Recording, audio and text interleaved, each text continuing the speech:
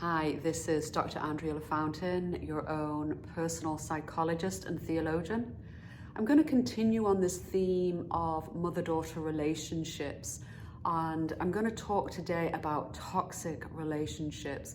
That was never a term I heard when I was growing up, having a toxic relationship with a mother or a daughter, but it's very pervasive language now. I'm sure that all of you mothers out there have heard that term come up to describe relationships, and maybe even in the vein of the mother-daughter relationship.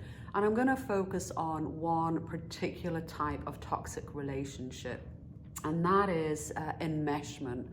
I don't agree with calling a relationship toxic just because, the mom doesn't allow the daughter to go out every single Friday night and Saturday night. That's not a toxic relationship.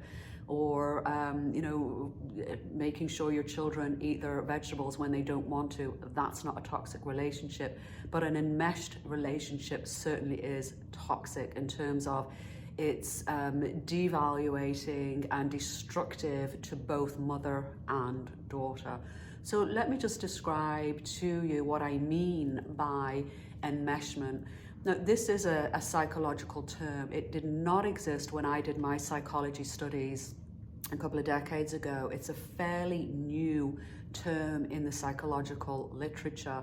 And what it's describing, and it's predominantly the mother-daughter issue, is where the mother and daughter are so codependent that they've practically lost their identity separate from one another. Now, I'm not just talking about a deep bond. People who are in this toxic enmeshed relationship might not even recognize it. They may say that they are in a deeply bonded relationship with their daughter. Now, it comes to crisis point in the teenage years, which, as you know, as mothers, is where the identity of the child is really starting to get solidified, before they take off at 18 into their own individual world, their own individual identity. This is where they push boundaries to check, is this me, is this not me? And the parent helps navigate them through those boundaries. No, this is not you, this is you. But I'm going to define enmeshment as a radical codependency. Now, the co piece there means that the mother is just as dependent on the child as the child is dependent on the mother. Obviously, that's wrong.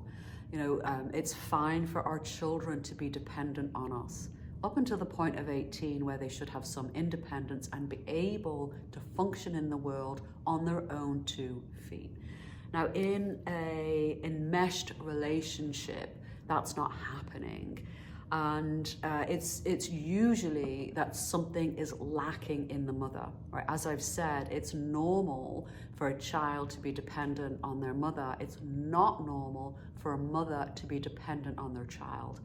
And unfortunately, a lot of relationships that are enmeshed, the mother's not even recognizing that she is dependent on the child. And this adds even more burden and more weight to the child, who fully recognizes she's carrying a weight from the mother that she ought not to be carrying as a young teenager. It's not her responsibility.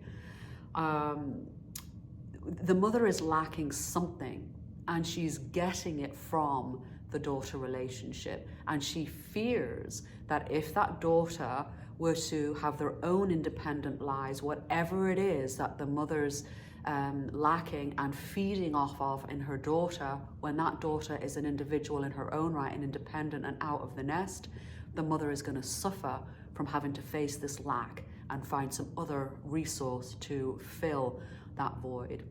So successful therapy here is where the mother goes to a hardcore psychologist who is going to break through with the mother, what is it that you are lacking? And that could go back to the mother's early attachment in her life. It could be the first 5 years of her life that something went wrong in her emotional attachments, or it could be something else, some regret from life in her own teenage or 20s or even 30s that there's a deep regret or a deep hurt there that the mother is suffering from.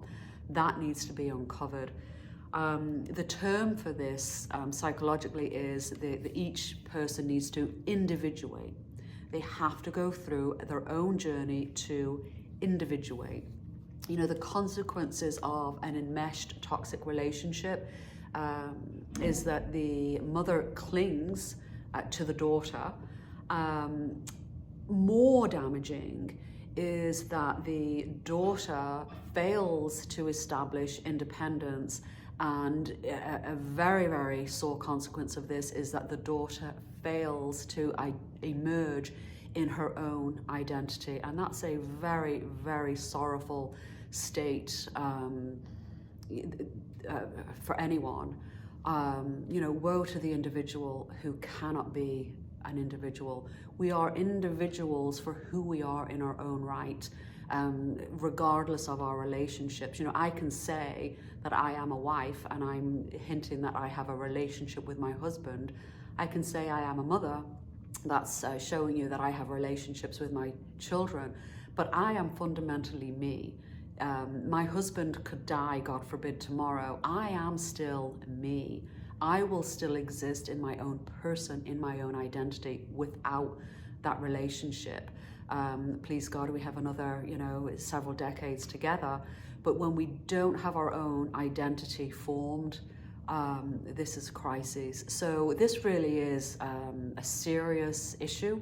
Enmeshment, it really is a toxic relationship, and these are the kind of relationships that require therapy, more so for the mother to uncover what she is lacking, that she's seeking from her child when she ought not to be seeking that from her child, and encumbering her child's own independent development as a person in their own right. So that's a bit of a heady one for today. If you are seeing that either in your own family or with your friends, please do advocate to them that they seek therapy there.